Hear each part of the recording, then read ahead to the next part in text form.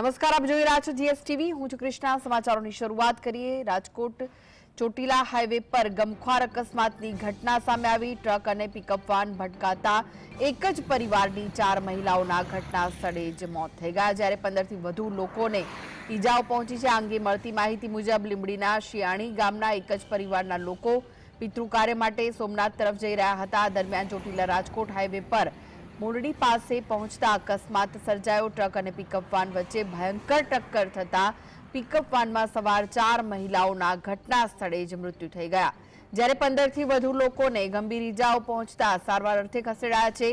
જે માહિતી મળી રહી છે તે પ્રમાણે મૃતક 4 મહિલાઓ સગી દેરાણી જેઠાણી છે। તો ચોટીલા નજીક પિકઅપ વાન સાથે ટકરાતા 4 લોકોના મોત થઈ ગયા છે। આ વિશે વધુ માહિતી માટે જોડાઈ ગયા છે સંવાદદાતા જિગ્નેશ। જિગ્નેશ, ગમખ્વાર અકસ્માત સર્જાયો, 4 મહિલાઓના ઘટના સ્થળે મોત થયા છે, શું વિગતો છે?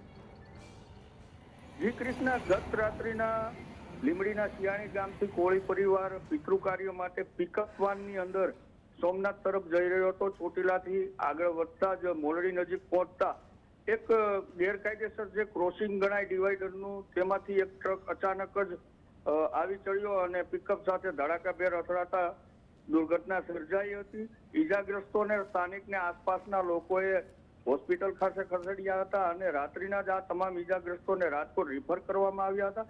તેમાંથી 3 મહિલાના ચોટીલા ખાતે આ અકસ્માતમાં ગંભીર ઈજા પહોંચતા મૃત્યુ નિપજ્યા છે, જ્યારે એક મહિલાનું રાજકોટ ખાતે મરણ નિપજ્યું છે।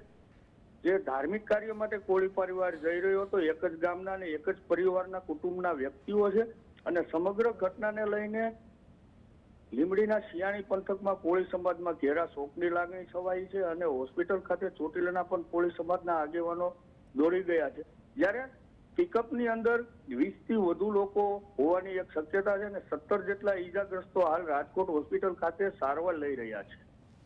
જી, આભાર માહિતી આપવા માટે।